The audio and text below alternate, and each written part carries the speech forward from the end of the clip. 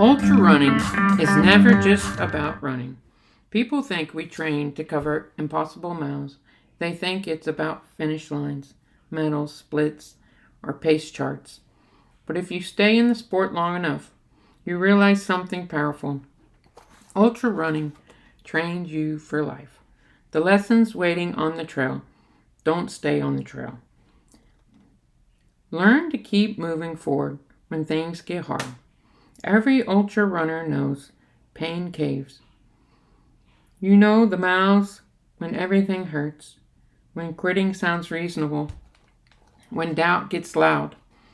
Life does the same thing. Jobs fail, plans change, health challenges happen, relationships struggle. Ultra running teaches us that progress doesn't always look fast. Sometimes strength looks like taking one more step, then another, then another. Be patient with growth. You don't wake up one day ready for 50 miles or 100 miles. Fitness is built slowly. Consistency wins. Life works exactly the same way. Great families, great careers, great character, great dreams. They're built one ordinary day at a time. Trust the process. Control what you can control. Weather changes, race conditions change, aid stations run out of things, your legs have bad days. You learn quickly that fighting reality wastes energy. Control your attitude, control your preparation, control your effort. Life rewards people who focus energy where it matters. Learn that community makes you stronger. Ultra runners know something special. No one does hard things completely alone. Pacers, crew members, family, training partners, encouragement from strangers. Life is no different. Strong people ask for help. Strong people support others. Strength grows in community. Become someone who keeps promises to yourself. Every early morning alarm. Every run when motivation disappears. Every workout nobody saw. You're building something bigger than fitness. You're building trust in yourself. Life changes when you become the kind of person who says, I said I'd do this, so I'll do it. That's confidence. That's discipline. That's identity. Ultra running isn't teaching us how to run further. It's teaching us how to live better. So when life gets deep, when things hurt, when doubt shows up, remember, you're already practiced this. One step, one mile, one hard choice at a time. Keep moving forward. You are stronger than you think. Welcome in to Running Miles with Heart Disease, CHD. I'm your host and coach, Josh. Thanks for being here with me today. Don't forget to follow if you want to hear the latest episodes. Just go ahead and follow, and the episodes will drop every morning on Saturdays at 3 a.m. And today we're going to talk about turning running into life practices. Sometimes that's a struggle for me. Sometimes taking the running schedule and then putting that running schedule into goals for the year or for the month or for your business. So sometimes the transition from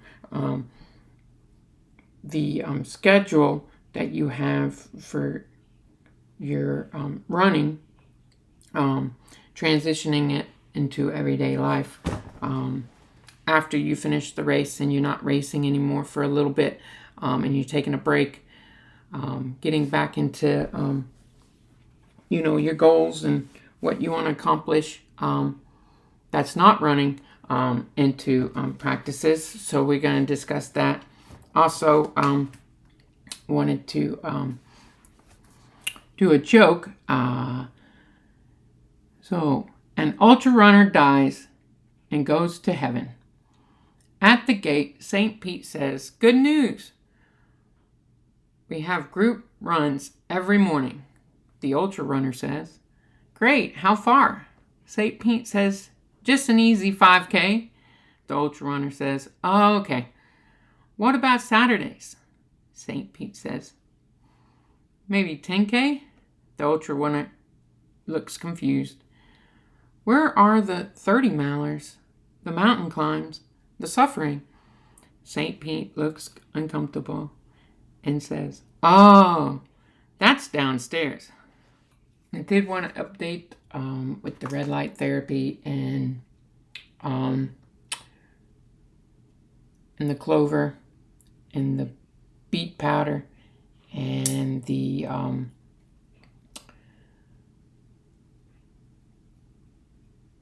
I think those are the three. Oh, and the 150 grams of protein.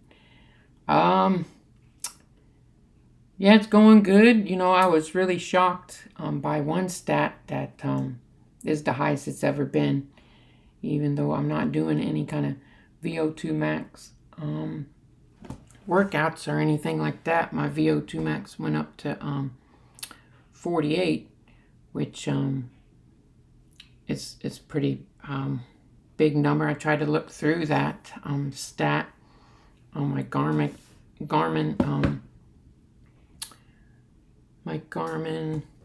app, and it's been consistently going up. So from 42 all the way up to where it is now, but it kind of did get a big jump up in the last couple of weeks, which that's why I was shocked when I saw it. I never really paid attention to that stat.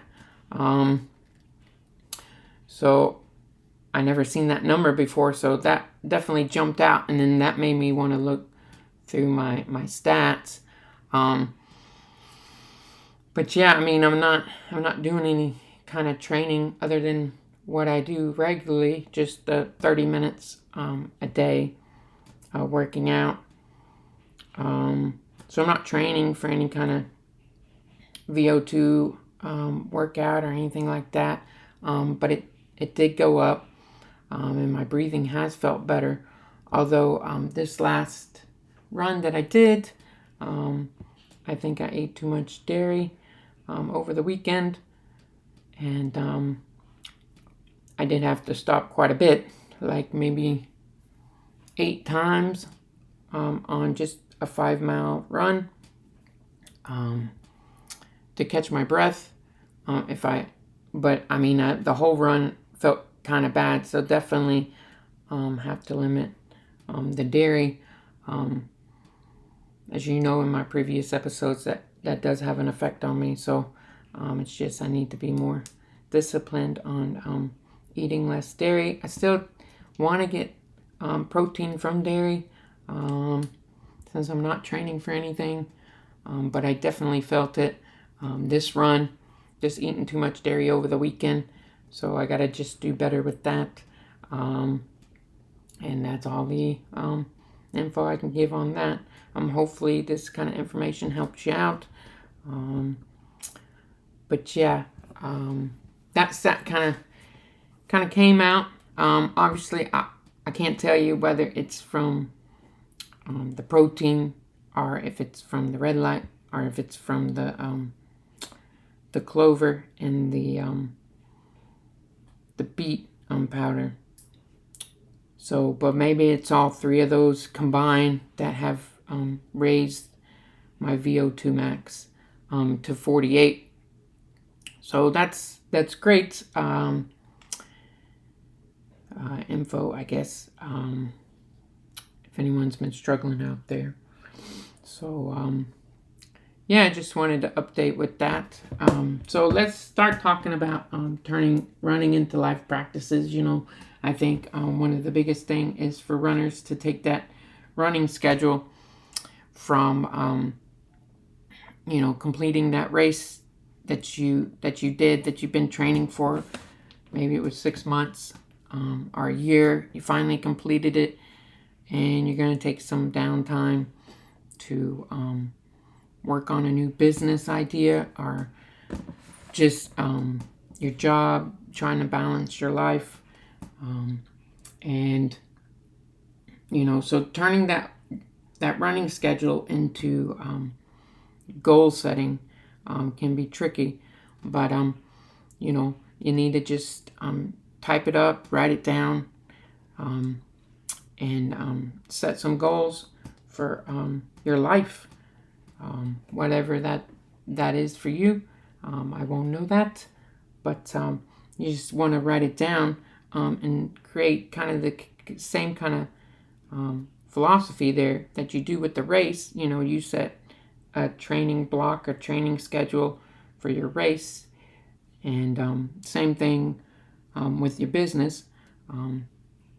Now you can set it for the week, the month, the year, and then the day, right? That way you can get the most out of your day, and that just goes by understanding when you're more productive. So when is your more productiveness, and set tasks that you're more productive in, and maybe earlier or later, however you work. But I can't imagine too many ultra runners being night owls, but maybe I could be wrong on this, but I would think that most ultra runners are morning people, but maybe I could be wrong on that. But yeah, you need to figure out what works best for you and those kinds of things. Learning to be comfortable being uncomfortable. Obviously, your mind doesn't want you to do hard things sometimes if it's different. So the uncertainty, your brain's going to say, no, don't do that. But it's pushing through those bad thoughts like you do on the trail, and overcoming that, and doing something new. Then being patient. Sometimes success is not built over a night. It takes a long time, but just be consistent. And then you need to break down your goals. Your big goals, for the year. When you set your goals for the year or for the month, break it down into the week, into the day, into the hour.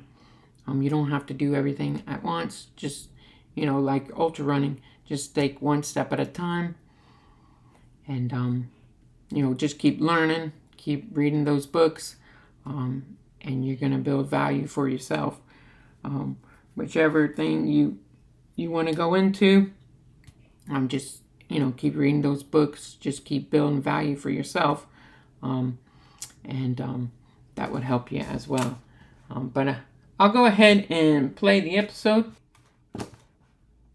Year of crossing the finish line of their final race, or stepping off the field for the last time, nearly 50% of professional endurance athletes are going to face a severe mental health crisis. Yeah, it's a staggering statistic. 50%. I mean, think about that for a second. We're talking about individuals who have conditioned their bodies and their minds to survive, like running 100 miles through the desert, Right, or navigating these treacherous alpine elevations on zero sleep. They have this almost superhuman level of resilience. Exactly.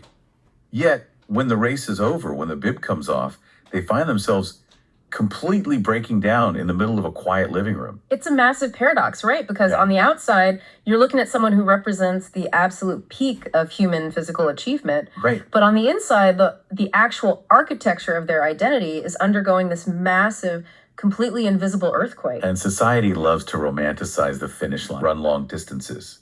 It was teaching us how to live. That's powerful. So we have an eclectic mountain of source material to get through today.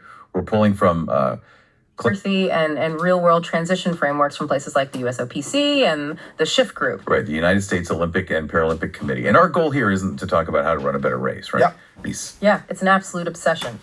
They live by strict training blocks, they track weekly mileage, monitor sleep cycles, measure hydration down to the ounce. It's a highly calibrated system, but when the racing stops, that mindset actually becomes toxic. Because life doesn't hand out 100-mile buckles. Right. Life requires you to shift that internal dialogue to systems build lives. I love that. Yeah. But from a neurological standpoint, why is that finish line so dangerous? Well, because, I mean, we usually think of crossing the finish line or closing a massive business deal as the ultimate high, right? Why does the research treat it like a hazard? It's because of what neurologists call a neurochemical shock. A shock? Yeah. When you're deep in a training cycle, pushing toward a massive physical goal, your brain is functioning like a highly efficient natural pharmacy. Pumping out the good stuff. Exactly. It's constantly flooding your system with a cocktail of neurochemicals. You've got dopamine driving your motivation to get up and run. You have endorphins and endocannabinoids acting as natural painkillers to mask the trauma you're inflicting on your joints. And serotonin stabilizing your mood. So your brain is basically keeping you artificially elevated just to survive the physical demand. That's it. It's a neurotransmitter sink. But when the race ends, or if an athlete abruptly retires, it's like someone walked into that pharmacy and just yanked the power cord out of the wall. Oh, wow. So everything just shuts down. The dopamine levels absolutely plummet, the endorphins vanish, and because your brain downregulated its natural production to account for those massive spikes, you are left in a severe chemical deficit. Which leads to what athletes call the post-race blues. Right. You get the medal, and a week later you can barely get out of bed. Yeah, you feel completely lethargic with this profound sense of purposelessness. That is the chemical reality of the post-race blues. Wow. And this is why relying on goals is so dangerous for long-term mental health. Goals create a volatile spike followed by a devastating crash. Systems provide a steady, sustainable drip. Okay, I understand the chemistry there, but I want to push back on what a system actually looks like in practice, because one of the concepts in our sources comes from Travis Macy. Right, the endurance champion. Yeah. And he calls his system making the choice to give up choice, specifically referencing his 4:30 a.m. rule. Mm-hmm. Now, if you're listening to this and you have a newborn baby or a fluctuating corporate schedule, forcing a rigid 4:30 a.m. wake up just sounds like a fast track to burnout. How does the literature account for life's unpredictability? It's a really fair critique. But the point Macy is making isn't necessarily about the specific hour on the clock. Okay, so it's not literally about 4:30 a.m. No, the 4:30 a.m. rule is a proxy for eliminating decision fatigue. The concept is about making a non-negotiable commitment prior to the moment of execution. To avoid the friction of choice. Exactly. When your alarm goes off, if you lie there and negotiate like, do I feel like getting up? Is it raining? You're expending cognitive energy. And human nature dictates that the answer to, do I feel like doing this hard thing, is almost always no. Right. No one naturally feels like running 40 miles after they've just run 60. So by relinquishing the option to negotiate with your daily motivation, you protect your energy. You take the emotion out of the execution. Precisely. It's about building a system so deeply ingrained that motivation is completely irrelevant. Jesse Itzler uses a brilliant macro version of this. Oh, I love this part of the material. Jesse Itzler, the co-founder of Marquis Jet, he lives what he calls life on offense. Yes. And he uses what he calls the big-ass calendar. The big-ass calendar, literally. Literally. He takes a physical wall calendar for the entire year, and before he schedules a single board meeting or work obligation, he schedules his major life experiences. He locks in family trips, physical challenges, periods of rest. First, he treats those as non-negotiable anchor points. Then, and only then, does he force his professional demands to fit around those life experiences. Which completely flips the standard corporate script, you know? Mm-hmm. Most of us schedule our work first, and then whatever scraps of time are left over, we toss to our families or our health. Exactly. Itzler is ensuring the system serves his lifestyle, rather than allowing himself to become a slave to his career. But, and here's where I think this transition gets incredibly muddy, when you replace a highly publicized finish line with a quiet daily system, you lose the cheering crowds. You do. And that leads to a massive psychological hurdle, which brings us to our second point. It is perhaps the hardest hurdle of all. learning how to function without external validation. Because races are designed to provide tangible, immediate rewards. You get medals, you get your name on a leaderboard, Strava, kudos. You literally have strangers clapping for you as you run down the street. Real life, especially building a business or raising a family, provides absolutely none of that. This is where I struggle, though. Isn't human nature fundamentally wired to crave that applause? Like, we're social creatures. We are. So how do you expect a former athlete or a high-performing executive to keep grinding away at their business when their metaphorical Strava feed of life is totally empty? How do they survive the silence? It requires immense internal reprogramming. And ultrarunning is actually a phenomenal teacher here because it forces you to learn delayed gratification.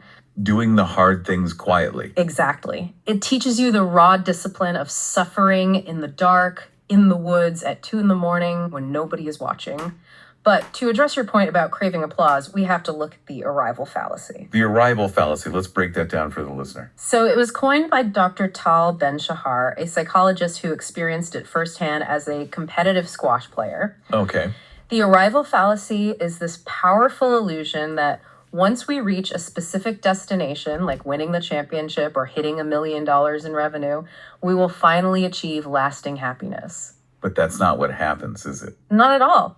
Ben Shahar spent his life training for a major tournament. He won it, stood on the podium, felt happy for a few hours, and went to sleep. And the next morning?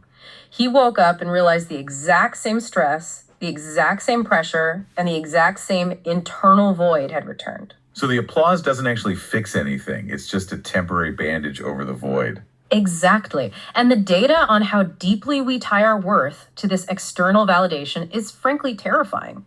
In high school athletes, research shows that only 10% can separate their personal self-worth from their athletic results. Only 10%. Just 10. So 90% of kids out there fundamentally believe their value as a human being is dictated by the scoreboard.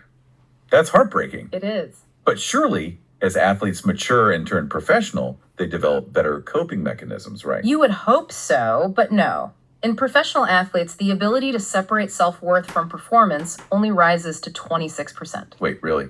Only 26% of pros? Yeah.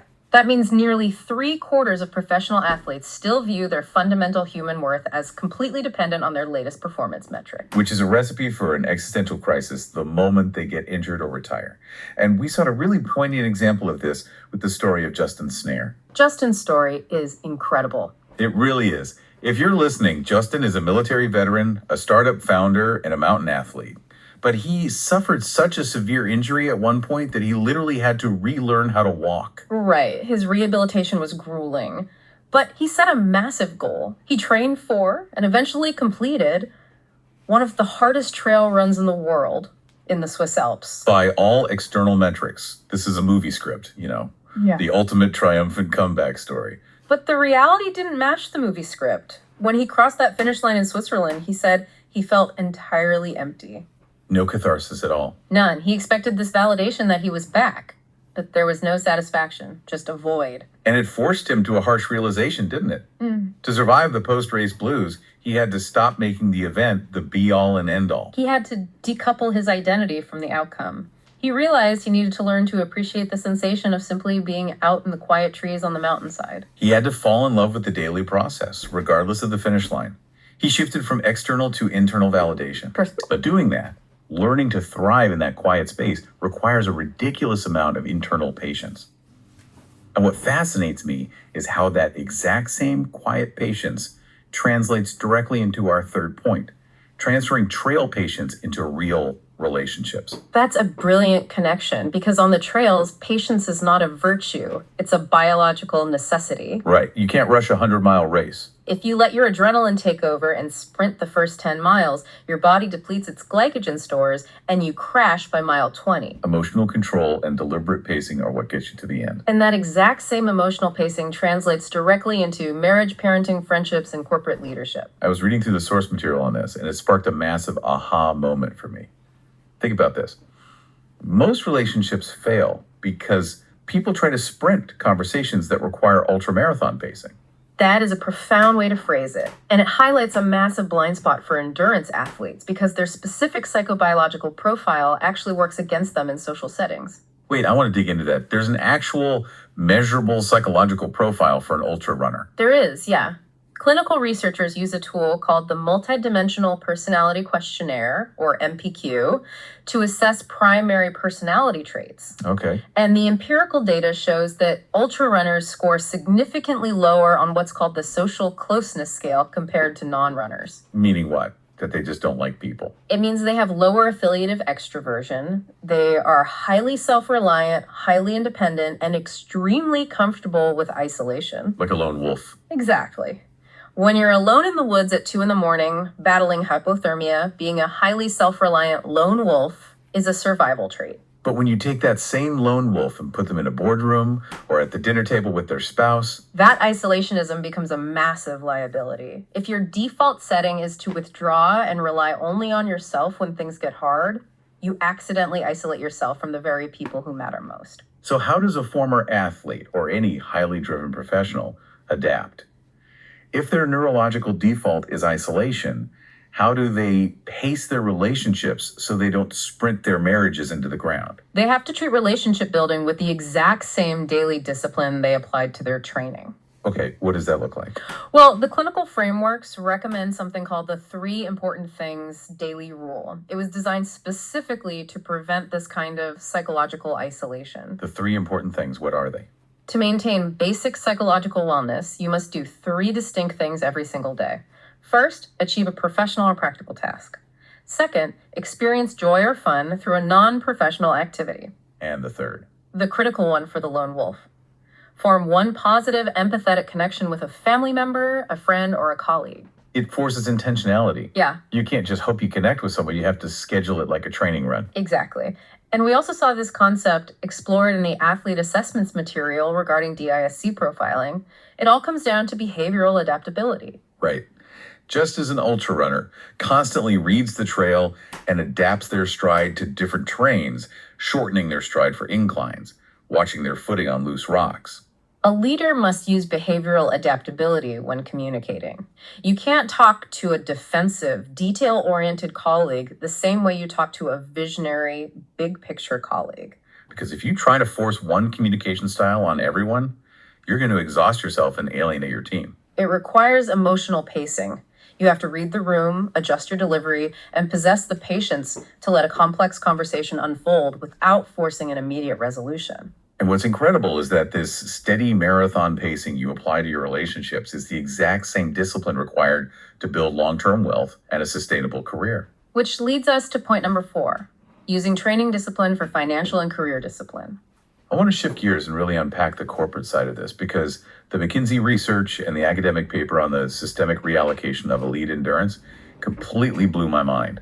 The data in that paper is genuinely revolutionary for how we view corporate leadership. Historically, we viewed the stamina required for a 20-hour weekly training block as just, a personal hobby. Right, but the research now proves it's a measurable, highly lucrative corporate asset. Break down the study for us. They looked at the S&P 1500, right?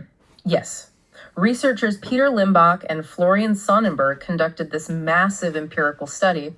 They looked at the S&P 1500, an index of large publicly traded companies, and analyzed over 2,600 CEOs over a 10-year period. Okay, 2,600 CEOs. What were they looking for? They were trying to determine if the physical fitness of a CEO had a measurable impact on the financial value of the company they ran. They used marathon completion as the proxy for physical fitness. So if a CEO finished a marathon, they were in the high fitness group. Correct. The researchers then measured the firm's financial value using a metric called Tobin's Q. I want to make sure everyone listening understands this because financial metrics can get really dense. What exactly is Tobin's Q? Think of Tobin's Q as a ratio that compares the market value of a company to the replacement cost of its physical assets. So market value versus physical assets. Yeah. If a company's Tobin's Q is greater than 1, it means the market values the company more than just the sum of its buildings and inventory. It implies intangible value. Exactly. Great intellectual property, strong market positioning, or, crucially, exceptional leadership. Okay, so Tobin's Q measures the intangible premium of a company. What did the study find regarding the marathon running CEOs? They found that companies led by marathon running CEOs had a 4% to 10% higher firm valuation, a higher Tobin's Q, than companies led by non-runners. Let that sink in for a second. Yeah. Up to a 10% higher valuation for a massive publicly traded company, simply because the CEO has elite aerobic capacity. It's incredible. But why? Does running long distances magically make you better at reading a profit and loss statement? Not directly, no. The mechanism here is about neurological energy efficiency and stress buffering. Stress buffering. Yeah, think about the profile of an S&P 1500 CEO. They're often over 55, sitting on multiple corporate boards, facing highly fragmented schedules. They live in a state of chronic high-stakes stress. Right, which usually leads to massive cognitive fatigue. By 3 p.m., most people in those roles are making terrible decisions because their prefrontal cortex is just fried. Exactly. But elite aerobic capacity physically changes the brain. It optimizes blood flow, promotes neurogenesis, and acts as a biological buffer against executive stress. So the CEO with high physical reserves doesn't experience the same emotional exhaustion at 3 p.m. Their brain is literally more efficient at processing stress. Okay, I hear that, but I have a major concern here. If I'm a former athlete entering the corporate world, and I hear that my stamina is my superpower, the temptation is just to put my head down and outwork everyone in the office. Which is dangerous. Right. If I used to train 30 hours a week, I'll just work 80 hours a week at my desk. Doesn't that just lead to a completely different and arguably more destructive kind of exhaustion? It absolutely does. And you've just identified what the clinical literature calls lateral addiction transfer. Lateral addiction transfer. Explain that. The research shows that about 18% of ultra runners exhibit signs of exercise addiction. They rely on the extreme physical output to regulate their mood and anxiety. Okay. When they transition into the business world, they often simply transfer that obsessive compulsive energy from the trail to the office. So they trade a running addiction for a workaholism addiction. Exactly. And because society rewards workaholism with promotions and bonuses, it goes unchecked until they end up neglecting their sleep, their nutrition, and their families. They destroy their lives, but they get a great performance review. Exactly. So if the goal isn't just to work more hours, how do you correctly utilize that elite endurance in a business setting? You don't utilize the raw hours, you utilize the elite routines. You apply the analytical mindset of an athlete to your corporate workflow. It's about data, analytics, and efficiency. I love the analogy in the sources about Formula One racing. In F1, the teams use over 300 individual sensors on a single car. Right, measuring tire pressure, fuel flow, aerodynamic drag. Even the driver's core body temperature and heart rate. They ingest millions of data points just to shed a fraction of a second per lap. That is the perfect analogy. Or look at professional golfer Bryson DeChambeau. He's famous for this analytical approach. Oh yeah, the mad scientist of golf. Exactly. He didn't just go to the driving range and hit 1 million golf balls until his hands bled. He used detailed scientific analysis, biomechanical tracking, and physics. He systematically added 40 pounds of muscle, radically changed his diet, and mathematically transformed his swing plane. To add 20 yards to his drive, he treated his body and his career like a data-driven optimization project. And we see a fantastic real-world example of this kind of optimization with Mark Phillips, the founder of Higher Education. Yes, an executive and an ultra runner. He regularly tackles 100-plus mile races. He hit a plateau and realized that just running more miles wasn't going to make him faster. He had to conduct a massive audit of his entire life. And what did that audit reveal? It revealed that his lifestyle was introducing friction. So he made surgical changes. He stopped drinking alcohol completely. He shifted to a predominantly plant-based diet to reduce inflammation. And he prioritized sleep. Most importantly, yes, he stopped viewing sleep as a luxury and started prioritizing it as his primary form of biological fuel. He systematically removed the toxic elements from his regimen.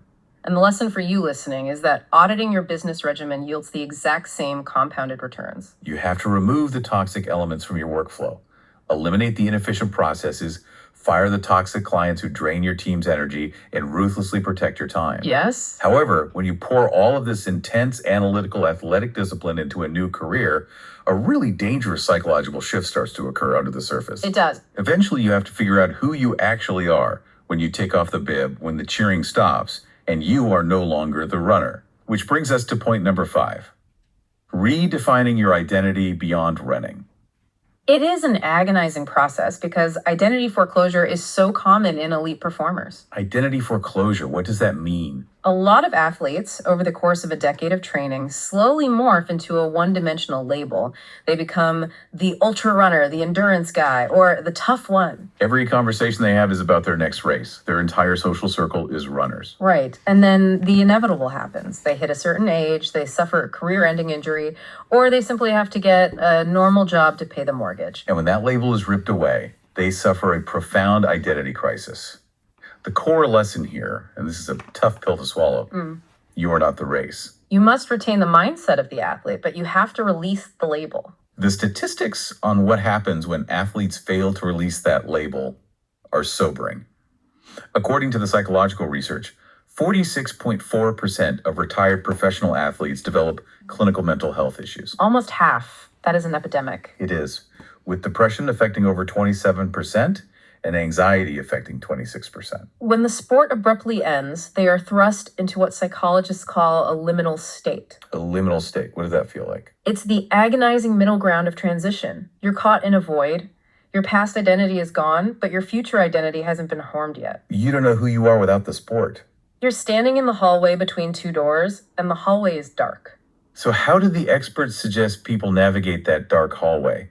Because you can't just flip a switch and suddenly be a completely different person. You're right, you can't. And that's why sports psychologists rely on structured frameworks, primarily Schlossberg's transition theory and Stambulova's athletic career transition model, often referred to as the ACTM.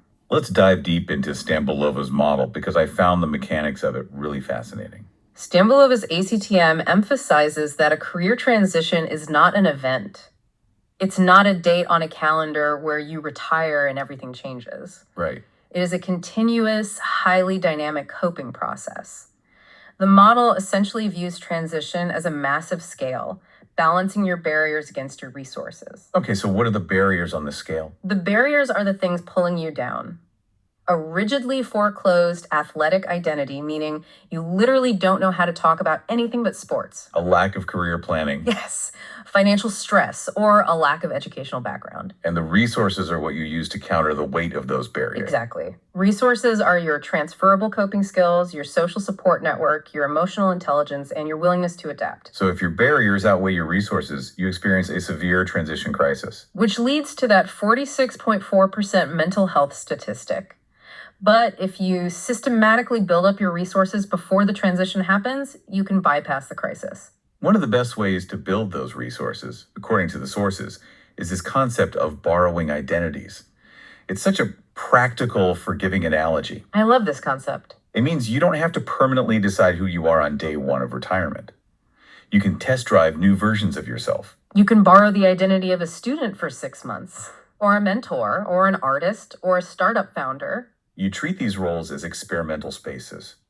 It removes the pressure of having to get your life perfect on the first try. Exactly. It's exactly like testing out a new brand of hydration pack on a short 5-mile training run before you commit to wearing it for a 100-miler. If it chafes, you throw it out and try a different one. Right. You shouldn't commit to a lifelong corporate career path without test driving the identity first. That experimentation is vital, and thankfully there are incredible institutional programs designed to facilitate this exact process. Like the USOPC's Athlete Fellowship Program. Yes, the United States Olympic and Paralympic Committee gives transitioning athletes a safe space to test corporate skills. The Tuck School of Business at Dartmouth also runs an intensive program called Next Step, specifically built for elite athletes and military veterans. And then you have organizations like Shift Group. I love what they're doing. They're a career transition company, but they don't just take a former professional athlete and toss them into a generic data entry job. They actively help these individuals translate their on-field resilience into high-stakes business operations. How do they do that practically? They reframe the athlete's experience. They help them realize that surviving a grueling season, dealing with high-pressure situations, analyzing game film, those are the exact skills required for corporate strategy. Enterprise sales, customer success, Shift Group helps them look in the mirror and say, I am a high-impact operator, not just, I am a former runner. But here is the catch. To truly figure out this new multidimensional identity, you have to get deeply comfortable being alone with your own thoughts. Which perfectly sets up our next major pillar, point 6. Turning solitude into actionable self-awareness. Because, man, The modern world avoids silence like the plague. Oh, completely. We have a podcast in our ears, present company excluded. Of course, we have TikTok on our screens. We have the radio on in the car. We are terrified of being alone with our thoughts. We are overstimulated and under-reflective. But long hours on the trail teach endurance athletes how to think. It teaches them how to suffer quietly. And how to sit with extreme physical and emotional discomfort without immediately reaching for a digital distraction to numb it. The challenge is taking that forced trail solitude and intentionally designing it into your daily civilian life through practices like journaling, meditation, and scheduled thinking time. There was a line in one of the source articles that just resonated so deeply. The author wrote, "The trail stripped away distractions long enough for us to finally hear ourselves think." It's a beautifully poetic sentiment, but what's fascinating is that this ability to sit in discomfort is actually clinically measurable. Really? How so? Remember earlier when we discussed the MPQ and the psychobiological profile of the ultrarunner? Right, the lone wolf tendency. Well, there's another defining characteristic in that biological profile.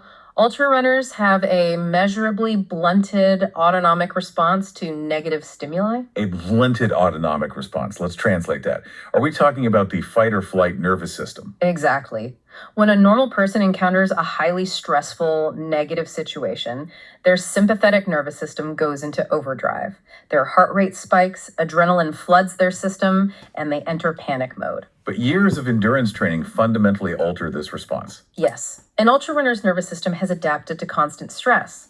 So when things go wrong, their autonomic response is blunted. They don't panic as easily. Their physiological adaptation literally reduces pain-related escape and avoidance behaviors.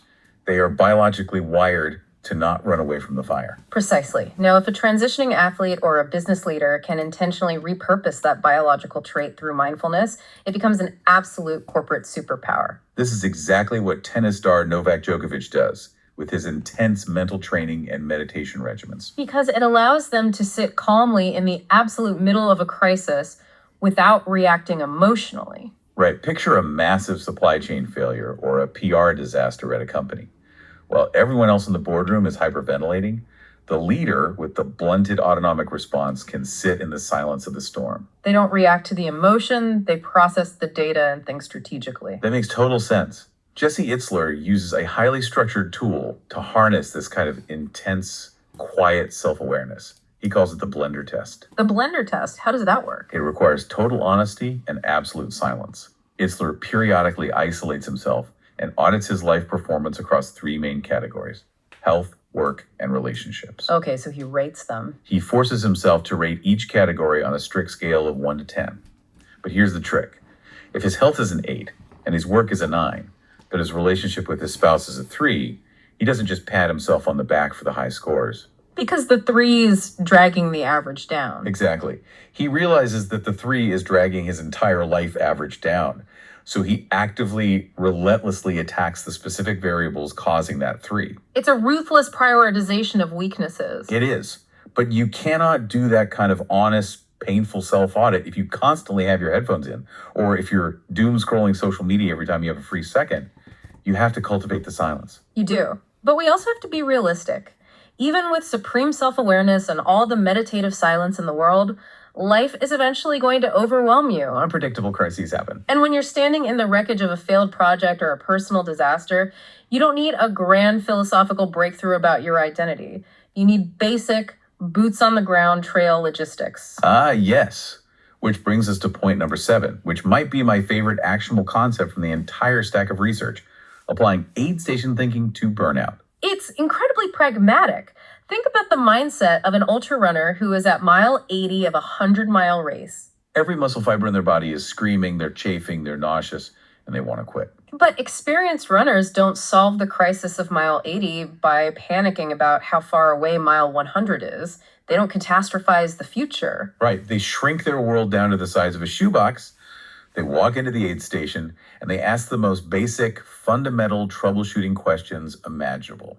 Did I eat a gel in the last hour? Have I drank enough sodium? Do I need to sit in a chair for exactly 5 minutes? Do I just need to change my wet socks? And the lesson here is that massive life breakdowns are solved the exact same way, one aid station at a time. When you're overwhelmed, you have to simplify, troubleshoot your basic biology, and stop catastrophizing the future. Now, I have to challenge this because Taking a concept from the side of a mountain and putting it into a corporate high-rise can be tricky. It can be. In the corporate world, if you're in the middle of a massive Q4 board meeting, revenues are down, investors are angry, and you just stop the meeting and ask, hey guys, did I eat? Your board of directors is going to think you've lost your mind. Yeah, that wouldn't go over well. How does aid station thinking actually translate to a high-stakes executive environment where you can't just pause the race? It translates through aggressive calendar management and deliberate emotional detachment. The best example of this is how top tech CEOs use a concept called the tight but loose calendar. Tight but loose. Explain that framework. A standard executive calendar is packed wall to wall, 8 a.m. to 6 p.m., back-to-back 30-minute blocks.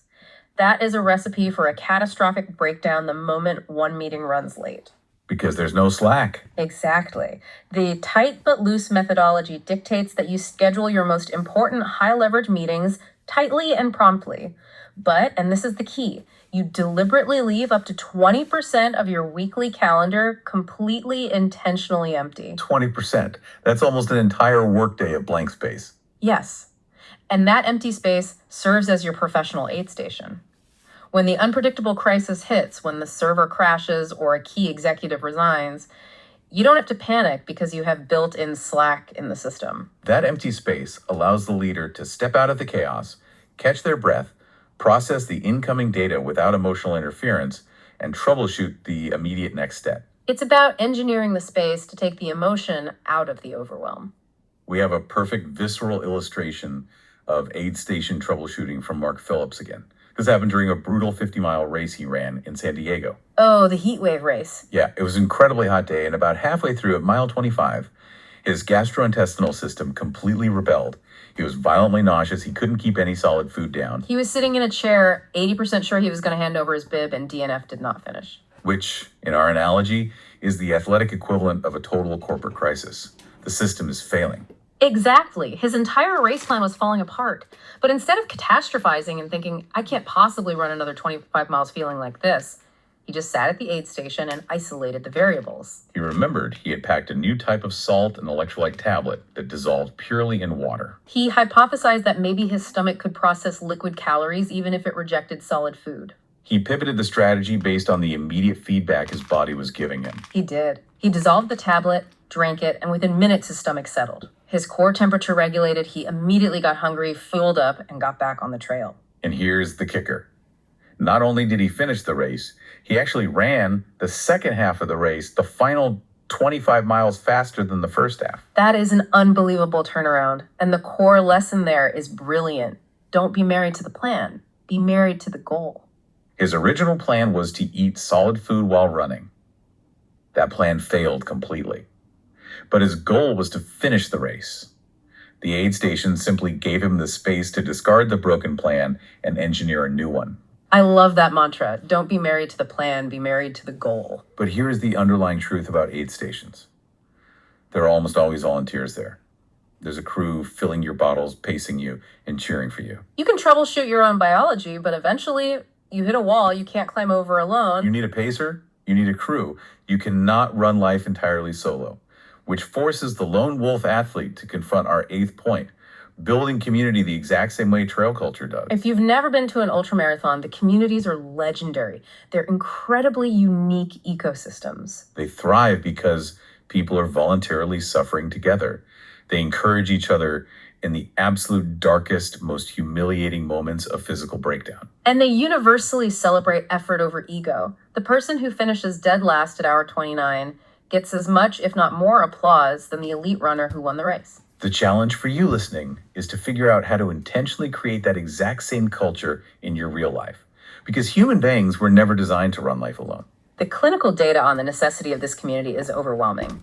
When elite athletes retire, the sudden absolute loss of the locker room or the loss of that trail community is emotionally devastating. It removes a massive layer of shared understanding and social support overnight. This sudden isolation is actually identified as one of the primary triggers for the severe depressive symptoms we noted in the 46.4% statistic earlier.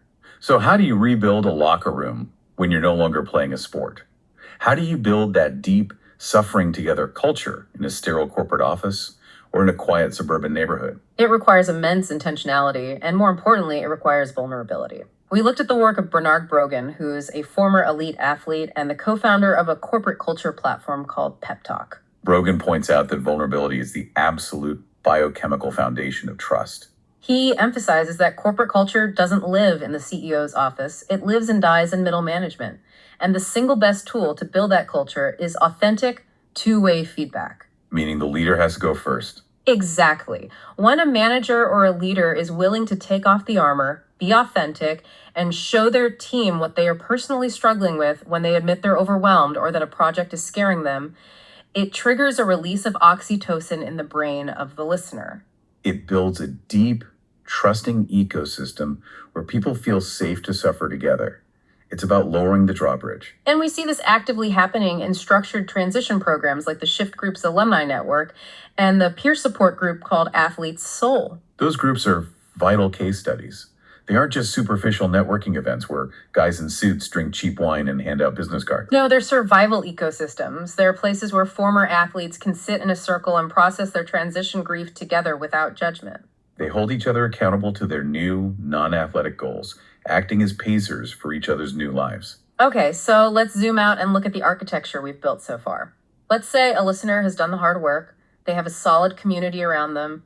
They have implemented a healthy daily system. They've redefined their identity away from just being the athlete, and they know how to use aid-station thinking to troubleshoot burnout. When you get all those structural pieces in place and your life is finally stable, you inevitably hit the most dangerous existential question of all. The big one. What is this all for? Exactly. Which brings us to point number 9. Learning to pursue meaning instead of just chasing constant achievement. Runners and highly driven executives are notorious for jumping from race to race. You spend 6 months training for 50K, you cross the finish line, and the very next morning you're on your laptop Googling 100 milers. It is an endless treadmill of goal to goal, accomplishment to accomplishment. But eventually, usually in your 40s or 50s, you wake up and realize that the accumulation of achievements doesn't permanently satisfy the soul. It's the macro version of the arrival fallacy we discussed earlier. You realize the medals are just pieces of metal gathering dust in a drawer. Right. And a successful transition into the second half of your life requires asking much deeper, uncomfortable questions. What actually matters to me? What kind of legacy am I building? Who, other than myself, actually benefits from my intense discipline? For you, what's the ultimate hack for finding true meaning? Shifting your mindset from performing to mentoring. Explain how that shift works in practice. It's like pacing a younger, slower runner to their very first 100-mile buckle. When you're the pacer, you don't get the glory. Your name isn't at the top of the leaderboard. You don't even get a medal at the finish line. Right. But the deep, soul-level satisfaction of using your hard-earned experience to help someone else achieve their impossible dream is infinitely richer than just winning another piece of metal for your own ego. And clinically speaking, that shift is mandatory for longevity. Building a post-sport narrative that connects to, but transcends, your athletic experience is vital for long-term psychological well-being. Finding a state of flow in problem solving, in strategic thinking at work, or in dedicating yourself to volunteerism actively replaces the neurochemical high of the race. You're no longer relying on the dopamine spike of crossing a finish line. You're sustained by the deep serotonin and oxytocin release of creating a meaningful impact in the world. We have 2 incredible high-profile examples of this exact transition in the source material. First, we have the story of Charlie Engle. Charlie's background is intense. It is. He's a recovering crack cocaine and alcohol addict who managed to translate the desperate, one step at a time survival mechanics of his early sobriety directly into ultra running. He became world famous when he ran 4,500 miles entirely across the Sahara Desert in 111 days. It is an almost unfathomable physical achievement. It borders on the impossible. It really does. But the beauty of Charlie's story is that he didn't just stop at running for his own ego. He didn't just write a book and say, look how tough I am. He took that extreme global visibility and that relentless perseverance, and he co-founded an initiative called H2O Africa. Which eventually evolved into water.org. Exactly. Yeah. Which has raised millions of dollars to fund clean water infrastructure globally. He used his suffering to alleviate the suffering of others. And the second example is Rich Roll, which is equally profound. Roll was a high-powered corporate entertainment attorney, but by age 40, he was struggling with severe alcoholism, he was 50 pounds overweight, and he was in such poor cardiovascular health that he couldn't walk up a single flight of stairs without getting winded. He was staring down a massive heart attack. He was, so he radically transformed his entire existence. He embraced a strict plant-based diet, got sober, and eventually completed the EPAC-5 challenge. For context, the EPC-5 requires completing 5 full Ironman distance triathlons on 5 different Hawaiian islands in under a week. That is just absolute insanity. But again, the physical feat isn't the point of the story. Exactly. He didn't just hoard that achievement. He translated the intense discipline required to survive the APC-5 into building a massive global wellness media platform. He wrote a best-selling memoir, started one of the top-ranked health podcasts in the world, and built a purpose-driven enterprise designed exclusively to help ordinary people transform their lives. Both Engel and Roll realized that at a certain point, you have to stop running just for yourself, and you have to start running to elevate humanity. They found their true why. Which brings us to the ultimate realization of this entire journey, and our 10th and final point. The running eventually stops. Your knees give out, your priorities shift, your season ends. The running stops, but the effort doesn't. You have to continue doing hard things, you just have to do different hard things. Because training for an ultramarathon proves one definitive truth. Human beings are infinitely adaptable. It proves that voluntary discomfort is the catalyst for growth, and that extreme consistency can fundamentally rewrite your identity. But the next stage of your life, the post-transition phase, may not involve a race bib at all. The hard thing you need to tackle now might look completely different, and frankly, it might be much more intimidating than a foot race. The hard thing might be finally logging off your laptop at 5 p.m. so you can be truly mentally present for your kids. The hard thing might be swallowing your pride, going to therapy, and healing decades of emotional trauma. It might be having the terrifying conversation required to fix a broken marriage. Or it might simply be finding the grace and the humility to accept that your body is aging and you can't do what you used to do. To keep the blade sharp during this phase of life, Jesse Itzler introduces a concept he borrowed from Japanese culture called the Misogi rule. The Misogi rule. How does he apply it? He adapts it to mean that every single year, you must commit to doing one massive year-defining physical or personal challenge. But the catch is that the challenge must be so difficult that it carries a minimum 50% chance of absolute failure. I absolutely love that. A 50% chance of failure. If you know you can accomplish it, it doesn't count as a misogi. It forces you out of complacency. But how do you know when a challenge is pushing you to grow versus when a challenge is just actively destroying your life? Because there is a fine line between doing hard things and just being self-destructive. That is where we combine the Misogi rule with a brilliant strategic litmus test from Travis Macy's Ultra Mindset. Macy's rule is simple but profound. Never quit except when you should quit. That sounds like a riddle. How do you know when you should quit? Macy argues that you must ruthlessly evaluate the source of the friction. If a path is deeply painful, if it induces fear, and if it makes you want to quit, but it fundamentally aligns with your core personal or organizational values, then quitting is strictly prohibited. You push through the pain because it is purposeful. However, if the path is causing pain because it is unaligned with your authentic values, if the corporate environment is fundamentally toxic, or if a relationship is permanently abusive, then having the courage to quit and walk away is the rational, healthy, and necessary choice. Quitting a toxic situation isn't a failure of endurance. It's a triumph of self-awareness. It really brings this entire conversation full circle for you listening. Think of it this way. The 100-mile race you ran, the grueling startup you launched in your 20s, the intense military deployment. Whatever your extreme pursuit was, it was all just a rehearsal. As Travis Macy says, it's all good mental training. Every setback in your business, every massive failure, every broken plan at an aid station is just more training for the ultimate endurance event. Which is life itself. It is a profound paradigm shift. When you adopt that mindset, you stop viewing life's hardships as unfair obstacles that are happening to you, and you start viewing them as necessary conditioning that is happening for you. So let's take a deep breath and recap this incredible blueprint we've built today. We started by realizing the neurobiological necessity of replacing explosive finish lines with quiet, sustainable daily systems. We explored the arrival fallacy and learned to drop the toxic need for applause and external validation, leaning instead into the quiet patience required to pace our true relationships. We examined the hard financial data Tobin's Q to see how aerobic discipline and stress buffering translate directly into corporate valuation while warning against the trap of lateral addiction transfer. We unpacked Stambulova's model to understand how to systematically redefine our identity by borrowing new roles.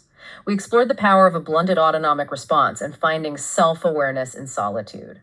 We learned how to use aid station logic to troubleshoot corporate burnout, how to cultivate vulnerable, trust-based communities, and ultimately how to seek true meaning by elevating others instead of just achieving for ourselves. It is a comprehensive, scientifically backed blueprint for not just surviving a major life transition, but thriving within it.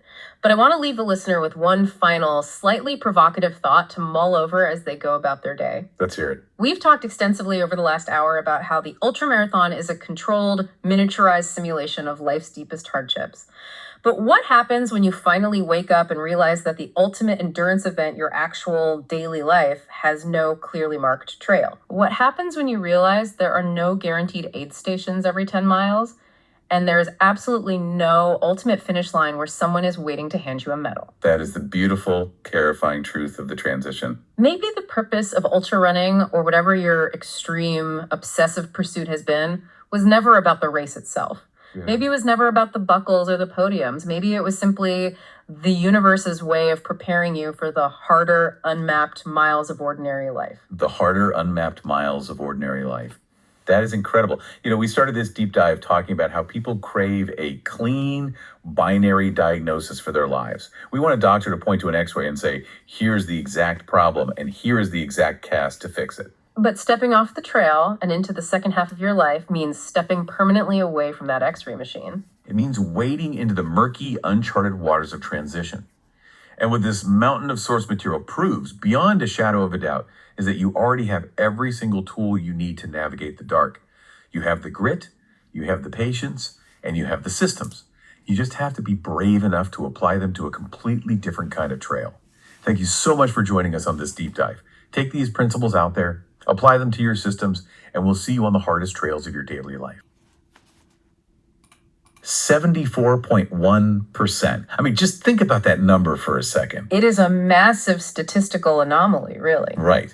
Because if you told a standard group of marathon runners that their sport was guaranteed to cause them long-term irreversible health damage, the vast majority of them would quit tomorrow morning. Oh, absolutely. They'd hang up their shoes immediately. Exactly.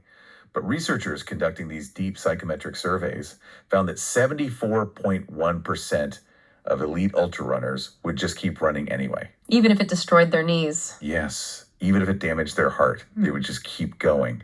And, you have to ask yourself why. Because the motivation driving that level of extreme human endurance, well, it isn't about physical fitness at all. No, not even close. It isn't about looking good in a swimsuit. And it certainly isn't about health. So today we are deep diving into the minds of people who willingly run 100, sometimes 200 miles continuously through mountains and mudstorms and, honestly, outright hallucinations. Yeah, we are basically looking at a population that has, in a way, hacked the human operating system when it comes to suffering, resilience, and processing chaos. And the sources we've compiled for this deep dive are incredibly diverse, right? Very diverse. We are analyzing peer-reviewed psychometric data on pain tolerance, clinical psychology papers on exercise dependence, memoirs from legendary athletes like Courtney Dahlwalter and Scott Jurek. And even some theology, actually. Right. Theological treatises mapping early Christian asceticism directly to modern endurance sports. And the overarching mission of this deep dive today is to take those extreme, hard-won physiological and psychological secrets and hand them directly to you. Because you do not need to buy a pair of trail running shoes to use this. Exactly. You do not need to run 100 miles.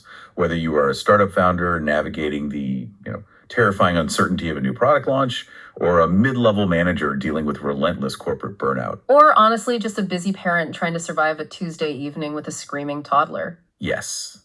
These specific endurance principles are customized for your daily survival. We are mapping out a journey here. We're going to trace your path from the initial everyday struggles of modern life, the stress, the noise, that feeling of drowning in obligations, straight through the threshold of mental toughness. Into the core of how you face sudden crises, and ultimately how you arrive at a place of lasting peace and harmonious integration. Because, look, the modern world is completely engineered to deplete us. It really is. We are constantly bombarded by hyper-stimulating, chaotic environments. I mean, an inbox full of unread emails or a sudden shift in quarterly revenue, it triggers the exact same biological stress response in your brain as a predator in the woods. Which is wild to think about. Right. So to survive this, to build this architecture of endurance, we have to look back before we can look forward.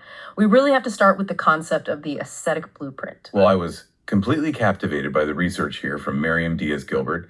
She is a scholar of Christian spirituality, and she's also an ultra runner herself. Which gives her such a unique perspective. It really does. And she draws this incredibly rigorous, undeniable line between the modern ultra-endurance athlete and the early Christian ascetics. Yeah, we're talking about historical figures like Antony of Egypt. Right, the guy who just walked out into the desolate desert in the 3rd century. Exactly, or Teresa of Avila. These were people who lived demanding lives of intense self-discipline, self-denial, fasting, and this profound intentional solitude. And the linguistic connection you found in the sources is super revealing too. Oh, yeah. The word asceticism itself is derived from the ancient Greek word askesis. Askesis. Right. And originally, long before it was adopted by theology or religion, askesis simply meant athletic training and physical discipline. Wow, so it was always physical. Always. Yeah. The early monks and mystics, they understood that intentional bodily discomfort and profound silence were not punishments. They were technologies. Technologies for the mind. Yes. They were vehicles for spiritual and personal edification. They stripped away the noise of the empire to confront the absolute reality of the self. And today's ultra runners are engaging in literal ascesis. They are putting themselves through extreme, meaningful bodily experiences that lead to a distinct spiritual dimension of solitude. They really are. But let's map this directly to the listener sitting in traffic right now or opening their laptop at the kitchen table. How does ancient ascetic self-denial translate to, say, modern entrepreneurial focus? Well, think about the psychological landscape of a startup founder or a business leader today. I mean, they face immense, crippling uncertainty every single day. Oh, yeah. The market is incredibly loud. Very loud. Competitors are constantly pivoting. Social media algorithms are literally designed specifically to fracture their attention. So how do they defend against that? By adopting intentional periods of what we can call monastic silence and deep work, the entrepreneur builds an impenetrable shield. A shield against the noise. Exactly. In the ascetic tradition, intentional solitude was a necessary condition to hear a higher calling. For the modern professional, intentional solitude fosters the mental clarity required for complex, high-stakes leadership decisions. It is the practice of aggressively stripping away the non-essential so you can focus entirely on the mission. And honestly, we promise to cover the top 10 ways you can take an ultra training schedule and apply it to running a business. Right, and this ascetic focus is absolutely the foundation of that list. So let's make monastic silence number 1 on that top 10 list for business. And number 2 flows right out of it. It's the concept of stripping away the non-essential first thing in the morning, which is perfectly illustrated by Courtney Delwalter. Oh, she is phenomenal. Arguably the greatest female ultra runner in history. Easily. She runs 200-plus mile races, often beating all the men in the entire field. But her morning routine is surprisingly, accessible. Yeah, she doesn't have a 3-hour hyper-optimized biohacking protocol like you see all over social media. No cold plunges and red light therapy before 4 a.m. She does what she calls a systems check. And the psychological utility of that systems check cannot be overstated. It is a masterclass in establishing a baseline. So she wakes up, and instead of grabbing her phone, instead of letting an algorithm or a stressful email tell her how she should feel, she just sits in silence. Monastic silence. Exactly. She drinks a cup of coffee, and she mentally checks her physical and emotional dials. She sits there and asks herself, where is my head at today? Where is my emotional self? Are my legs heavy? Is my mind racing? She's asking, do I push the gas pedal today, or do I need to have a little kindness and pump the brakes? Right. And biologically, what is she actually doing there? Well, biologically, what she is doing is assessing her homeostatic state before introducing external stressors. Homeostasis meaning balance. Exactly. Homeostasis is the body's internal thermostat. It's this desperate, ongoing attempt your biology makes to keep your core temperature, your blood sugar, your hormones, and your fluid levels perfectly stable. So when you wake up, your system is just trying to find its equilibrium. Right. And if the very first thing you do is look at a stressful email from your boss, You spike your cortisol and immediately throw your system into a reactive defensive posture. You're on the back foot immediately. Yes. Dowalter's systems check is an intentional pause to measure the baseline. Which is a tiny daily habit any complete beginner can adopt. I mean, wake up just 15 minutes earlier. Yeah. You don't use this time to answer emails or get a jump on the commute. You use it to sit in absolute silence. You do a mental inventory. Exactly. But I want to push back on this concept of ascetic discipline just a bit, because there is a very fine line between productive discipline and just punishing yourself. Oh, for sure. We see a lot of hustle culture telling people to wake up at 4 a.m., take freezing ice baths, and grind until they drop. How do we ensure this monastic silence actually helps a busy office worker build resilience, rather than just adding another exhausting chore to their already overflowing plate? That distinction is crucial. It's the difference between true endurance and toxic burnout. Asceticism, in its pure form, isn't about flagellation. It is about the removal of friction. So the goal isn't to suffer just for the sake of suffering. Not at all. The goal is to build a psychological buffer. We want beginners to build lasting resilience without overwhelming their central nervous system. How do they do that? You do this through incredibly small, controlled exposures to non-running discomforts. Like a microdose of adversity. Precisely, a microdose. So you sit in silence for 10 minutes and you notice your brain just screaming for the dopamine of your smartphone. We've all felt that itch. Right. You observe that urge and you deny it. You might take a 60-second cold shower or intentionally delay your first meal of the day by an hour. Just tiny, low-stakes habits. Yes, and they signal to your brain that you are the executive in charge of your impulses. When you practice impulse control in the quiet of the morning, you are literally strengthening the neural pathways you will need at 2 p.m. when a client screams at you. And you need to suppress the impulse to scream right back. Exactly. So you've established the quiet of the morning. You've secured your baseline. You are in control of your impulses. But eventually, you have to leave the house. The monastic silence ends and the chaos of the workday hits. And this brings us to the reality of the pain cave. The pain cave. I love that term. It is the crucible. It is the environment where your ascetic foundation is actually tested against unpredictable hostility. And the psychometric data on how extreme athletes experience this environment completely reframes how we understand suffering. It really does. The researchers administered something called the Pain Anxiety Symptom Scale, the PACE, to ultra-endurance athletes. And this scale doesn't just measure if something hurts physically, right? No, it measures cognitive anxiety, fear, and the urge to escape or avoid pain. And the results were wild. The researchers found that ultra runners score 40% lower on the PACE than non-athletes.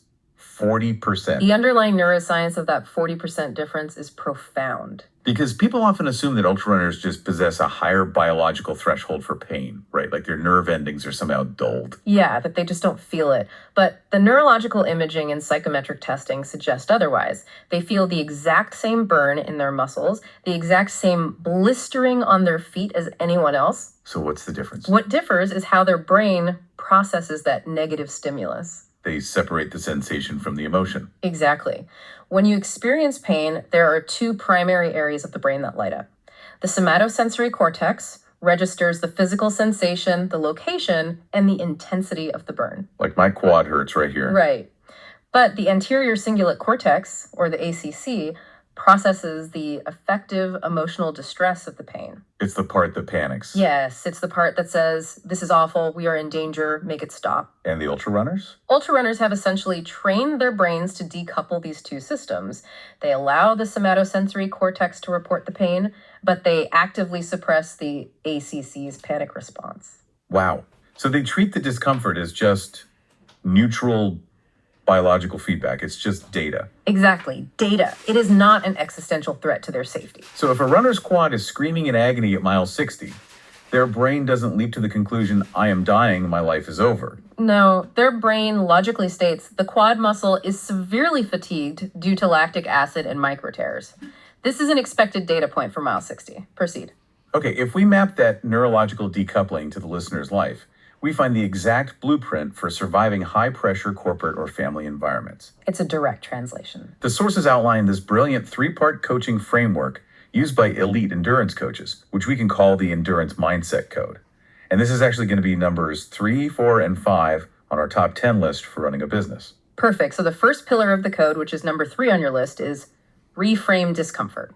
Let's apply that to a sudden professional hurdle.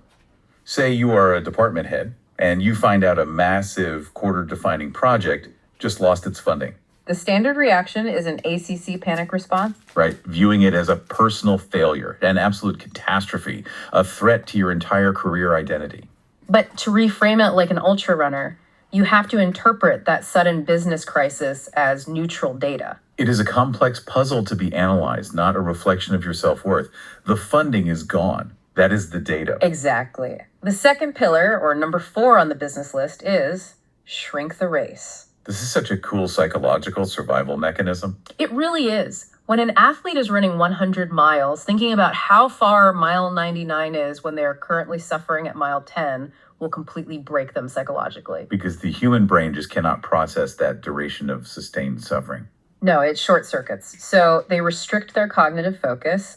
They tell themselves, I'm not running 100 miles, I'm just running to the next aid station. And then I'm just running to that tree. Right.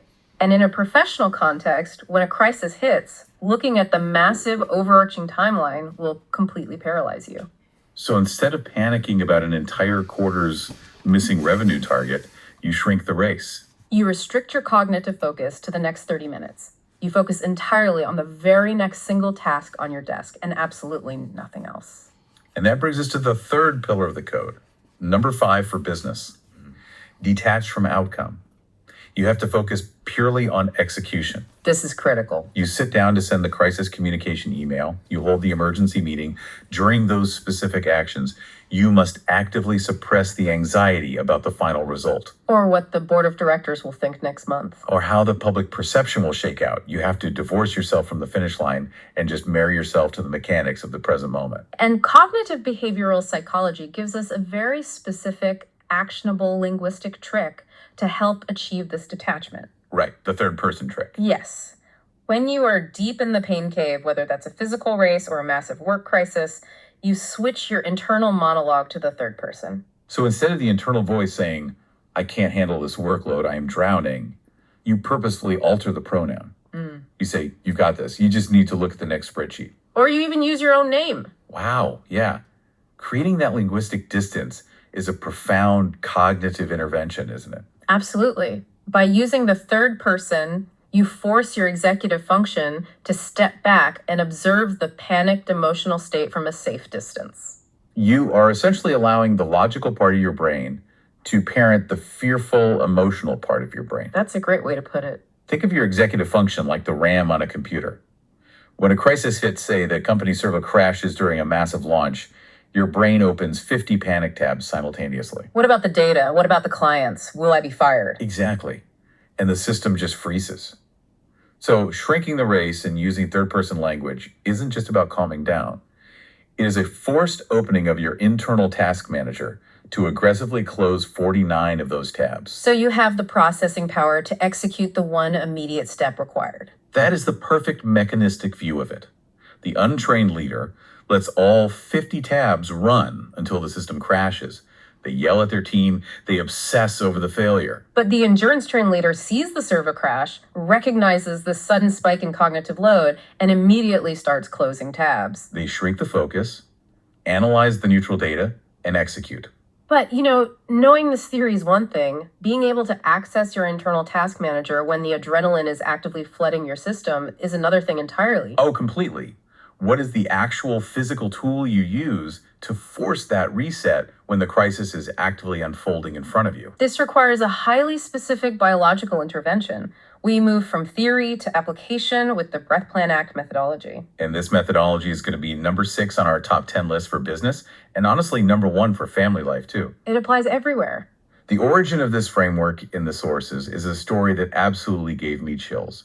It perfectly illustrates the transition from catastrophic failure to logical execution. It's a gripping story. There is an elite endurance runner named Alexa Hasman. She is competing in a grueling 100-mile race through the coastal mountains of Oregon, and the conditions are horrific. It has been raining for hours, the trail is slick with deep mud, and the sun is rapidly setting, plunging the entire forest into darkness. So she is 40 miles into the race. But despite the conditions, she's actually feeling great. Her internal monologue is positive. She is running her race. And then in a fraction of a second, her foot slips in the mud. Her knee twists violently. She hears a pop, feels a searing pain, and collapses into the mud. It is the absolute nightmare scenario for any athlete. Hundreds of hours of training, the financial cost of travel, the emotional investment, all of it seemingly vaporized in a single unpredictable misstep. She is laying there in the freezing mud. She is 5 miles from the nearest aid station, alone in the darkening woods. She tries to stand, but her knee buckles. She can barely put an ounce of weight on her leg. The adrenaline fades, the creeping cold sets in, and the tears just start coming. The somatosensory cortex is screaming in pain, and the ACC is in full panic mode. Her goals have completely evaporated. But instead of spiraling into total despair, she sits on the wet branches and initiates a strict protocol. Breath, plan, act. What she does in that moment is a masterclass in autonomic nervous system regulation. So, step 1, breath. She doesn't immediately try to walk. She sits in the mud and uses controlled, rhythmic breathing to force her heart rate down. Let's break down the biology of why that actually works. Okay. Deep, controlled nasal breathing stimulates the vagus nerve. The vagus nerve. We hear about that a lot, but what does it do? It is the primary component of the parasympathetic nervous system. When you are injured or panicked, your sympathetic nervous system, the gas pedal, floods your body with cortisol and adrenaline. Your heart rate skyrockets, your vision narrows, your rational thought basically shuts down. Exactly. But by engaging the diaphragm through deep rhythmic breathing, the vagus nerve releases acetylcholine, Which is a neurotransmitter. Yes, and it acts as a literal brake pedal on the heart. It physically forces the heart rate to slow down. Which signals to the brain that the immediate existential threat has passed, allowing the executive function to come back online. Which allows her to move to step 2, plan. Right, with her executive function back online, she assesses the immediate reality objectively. She cannot change the fact that her knee ligaments are compromised. Crying won't repair the tissue. She accepts the harsh reality. She realizes that while she cannot control the injury, she retains absolute control over her response. She calculates the distance to the aid station, assesses her available gear, and devises a strategy to use walking poles to minimize weight on the joint. And then step 3, act. She doesn't focus on finishing the remaining 60 miles of the race. She shrinks the focus entirely to execution. She pulls herself up out of the mud, plants her poles, and takes the single most logical next step. And then another. She limps, step by agonizing step, for 5 miles to reach safety. It's incredible. If we take the breath plan act technique and drop it into a busy professional's lap, the utility is staggering. Let's create a step-by-step guide for the listener. Scenario. You are at the office, a massive PR issue blows up on social media, or a key supplier goes bankrupt without warning. Your sympathetic nervous system spikes. Step 1, breath. Before you call a meeting, before you hit reply on an angry email, you use biological intervention. 3 slow diaphragmatic breaths. You stimulate the vagus nerve. You lower your heart rate to maintain your leadership composure. Because an agitated brain cannot solve a complex problem. Step 2, plan.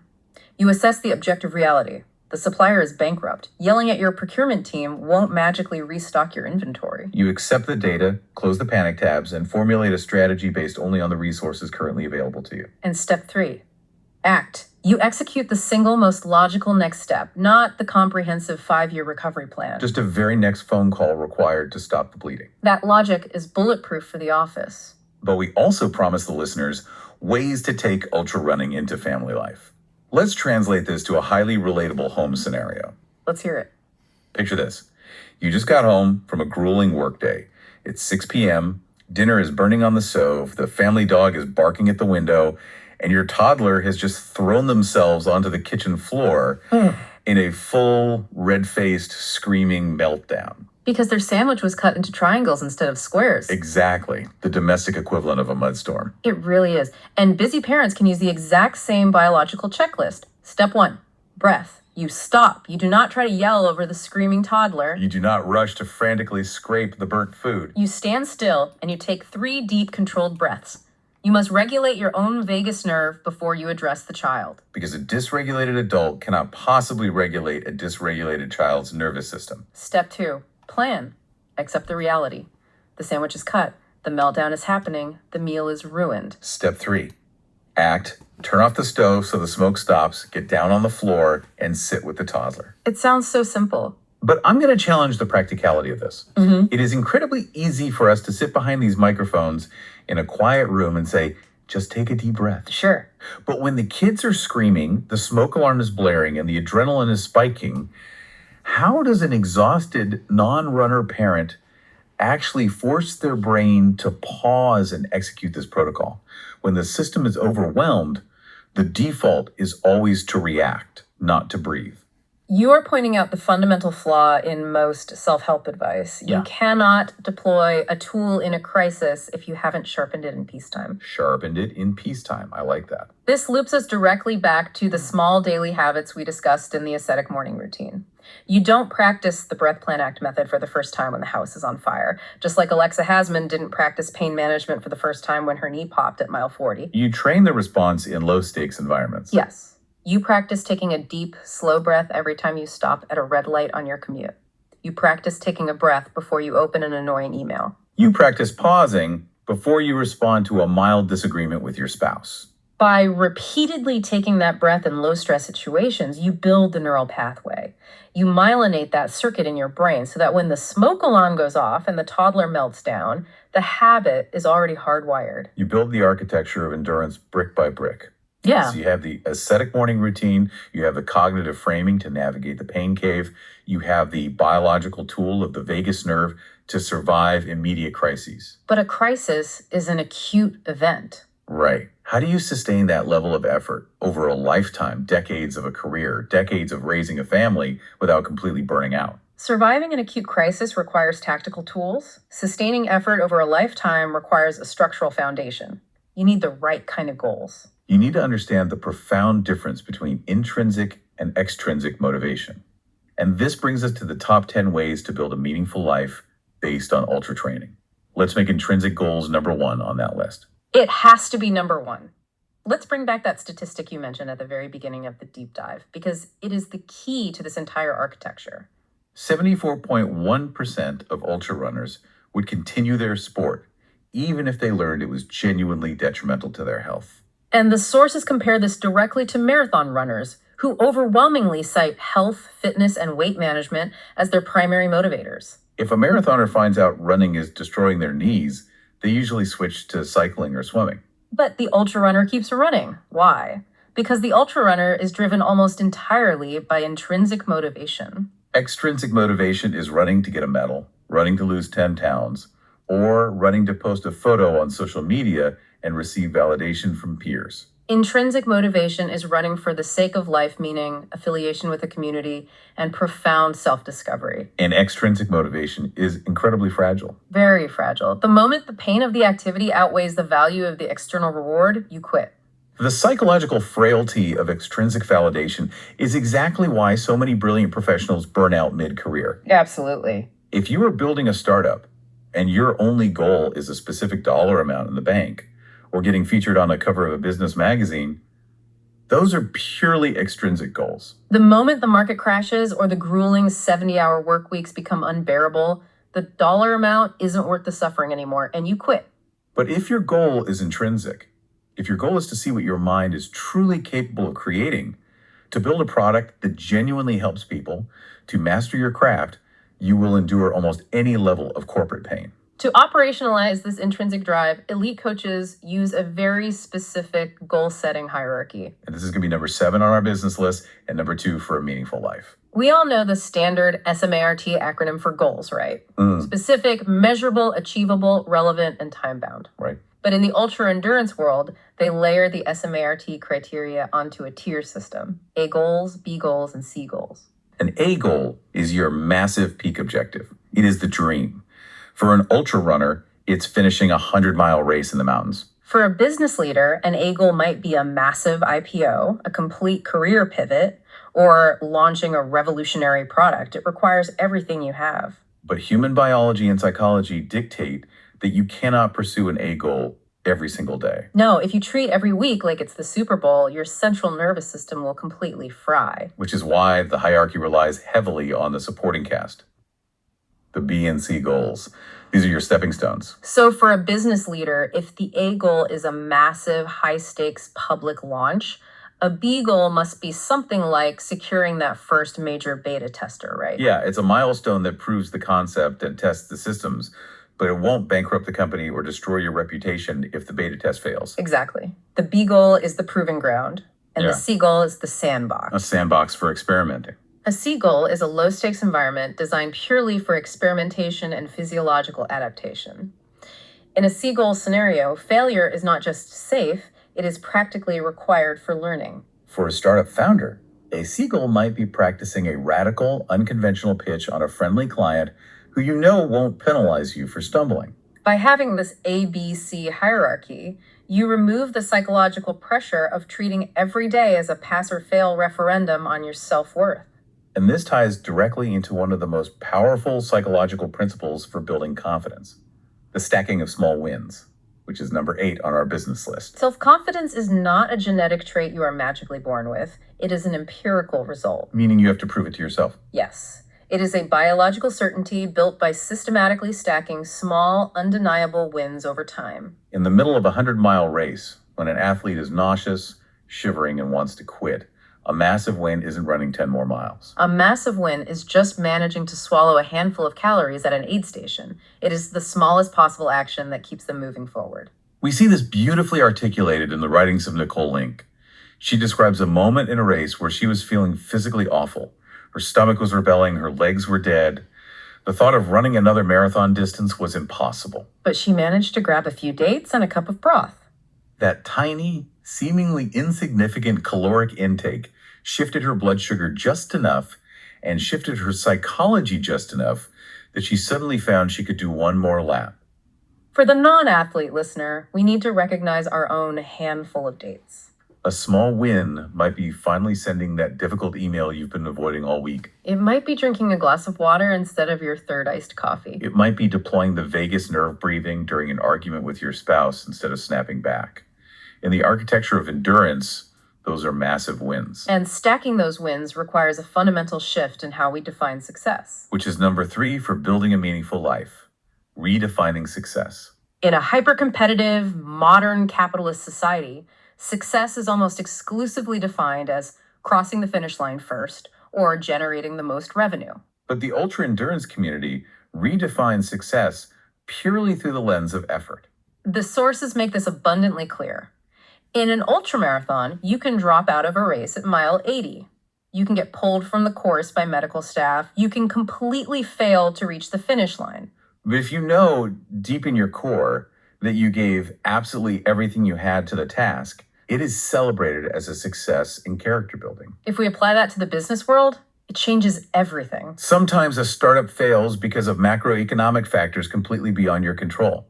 Sometimes a brilliant product launch flops because the timing was just wrong. If you define success only by the financial outcome, you are crushed. You are a failure. But if you redefine success by the integrity of your effort, the resilience you displayed, and the lessons you extracted, you are immediately fortified for the next venture. Exactly. You have the goals, the mindset, and the emotional regulation.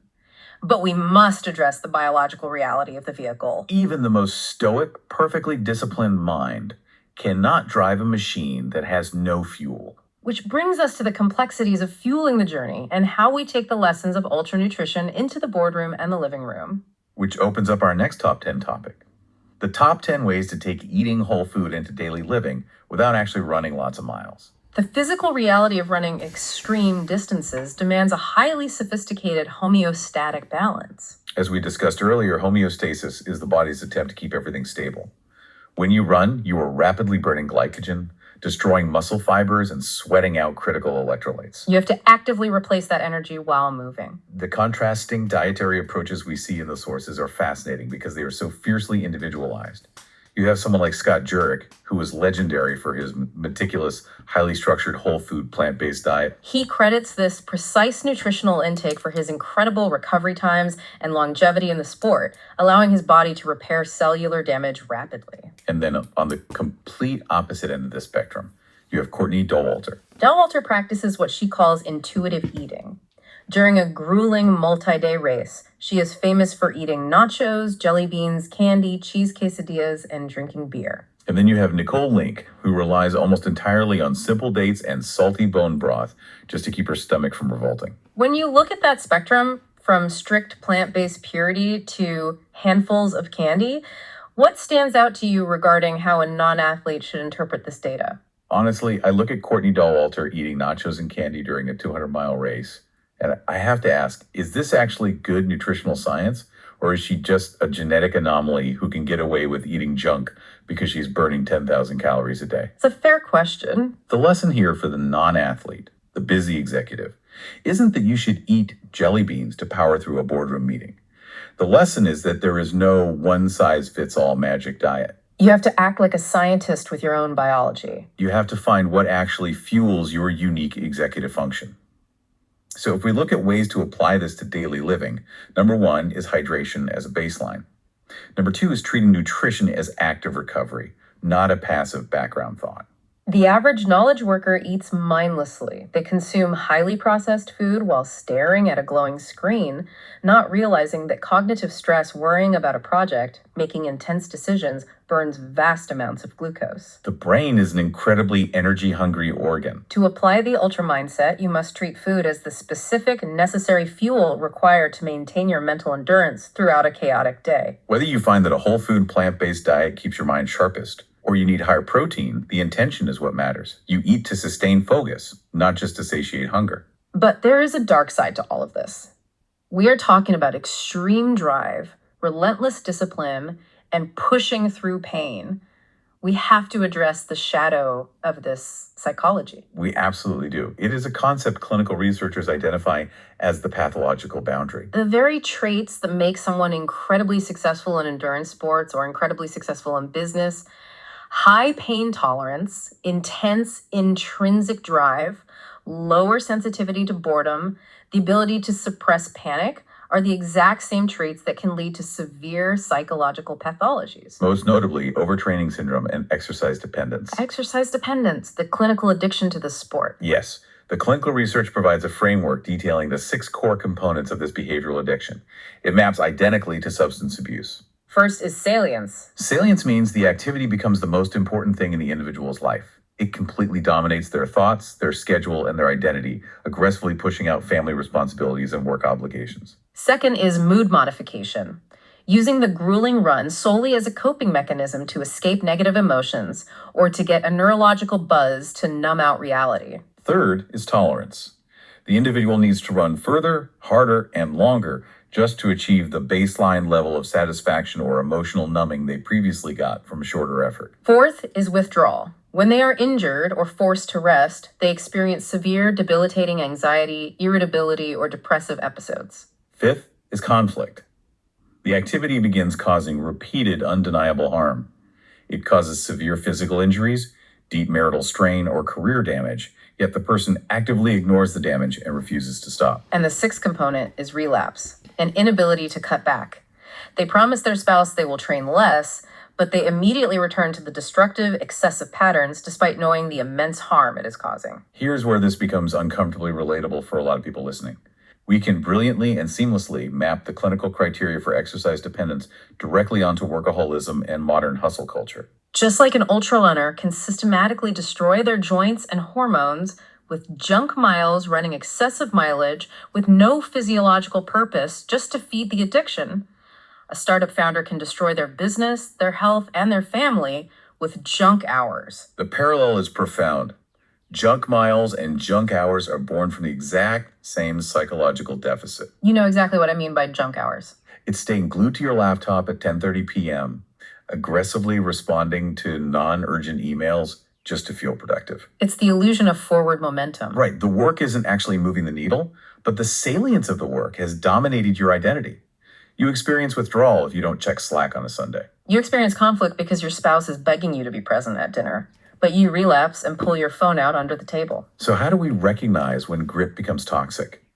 When does pushing through the pain cave cross the boundary into pathology? It becomes toxic the moment it consistently violates your core values and damages your collaborative relationships.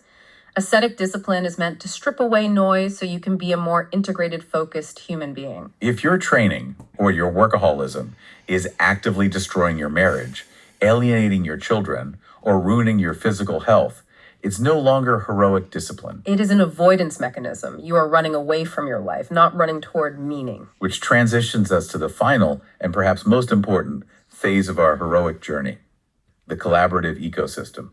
We have spent this entire deep dive talking about the self, mastering your own reactions to pain, regulating your own vagus nerve, finding your own intrinsic goals, securing your own fuel.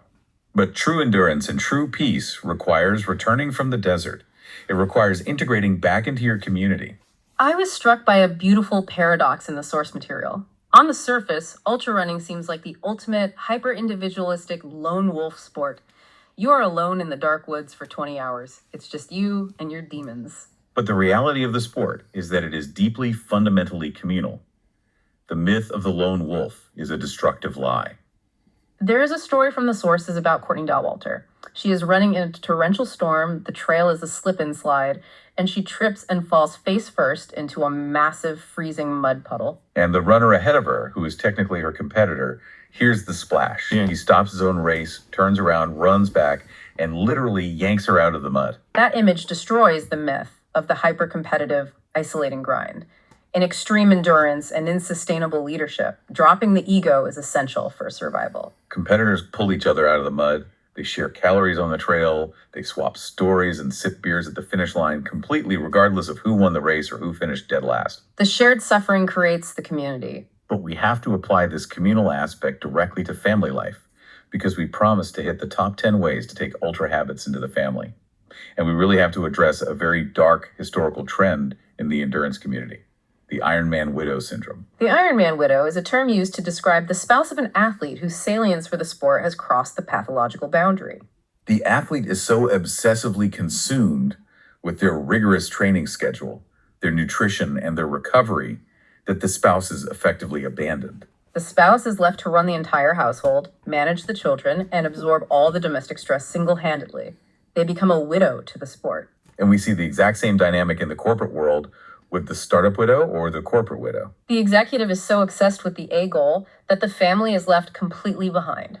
To achieve long-term success without blowing up your life, you have to shift from that isolating, selfish approach to building what we call a collaborative relational ecosystem. Integration is the antidote to the Ironman widow syndrome. How do we build that ecosystem? The sources provide a step-by-step guide for family integration. Step 1, and the most critical point for family life, is radical open communication regarding schedules and the inevitable busy seasons of life. If you are entering a brutal quarter at work or prepping for a massive trial, you sit down with your partner and you look at the calendar together. You do not just unilaterally announce, I'm going to be working late all month, figure it out. You collaborate. You say, this is the stress that is coming. How do we manage the household together during this sprint? Where do you need support? Step 2 is actively involving the children in the preparation. You demystify the absence. Yes. For a runner, that might mean having the kids pack their race gear, mix their nutrition powders, or draw motivational signs for the aid stations. It makes the children feel like they are an integral part of the team's success. For a working parent, it means explaining to your kids exactly what mom or dad does at work in a way they can grasp. You bring them into the narrative, rather than letting them view your work as the mysterious, resentful thing that constantly takes you away from them. And step 3 is adopting the concept of run commuting, but applying it broadly to your life. Run commuting is a brilliant logistical hack where an athlete literally runs to and from the office instead of driving. They turn dead transit time into productive training time, which fiercely protects their evening hours for their family. In daily professional life, applying the run commute mindset means relentlessly hunting down and utilizing dead time. It means making those required, tedious phone calls while you are stuck in traffic. It means reading the lengthy reports on the train ride home. You consolidate your necessary tasks into the margins of the day so that when you walk through your front door at 6 p.m., you can put the phone away. You fiercely protect the evening ecosystem. I want to look at the psychological undercurrent of all of this. We've talked about integrating with family, but loneliness remains a massive, pervasive theme in executive leadership and modern life. People often say it's lonely at the top. But the psychological distinction drawn from ascetic texts and modern therapy regarding loneliness is absolutely vital. Explain that distinction, because I think it completely redefines how we view isolation. There are two types of loneliness. If you feel intensely lonely when you are surrounded by other people, say, sitting in a crowded boardroom, or even sitting at your own family dinner table, that indicates a profound lack of shared values. It means you are relying on habitual, unfulfilling, superficial relationships. You are physically present, but spiritually and emotionally isolated. Wow. Okay. And what about the second type? What about feeling lonely when you are physically alone? Wait, I think I have that backwards. Let me clarify. Feeling lonely when you are physically alone means you have a fundamentally underdeveloped relationship with yourself. That is heavy.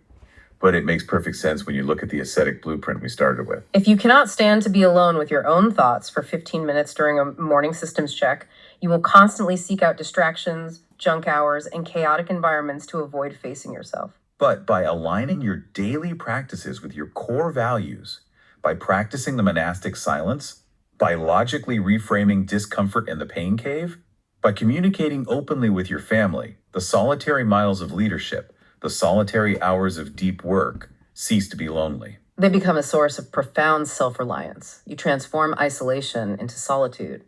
And that brings us to the culmination of the map. Let's look back at the immense ground we've covered today.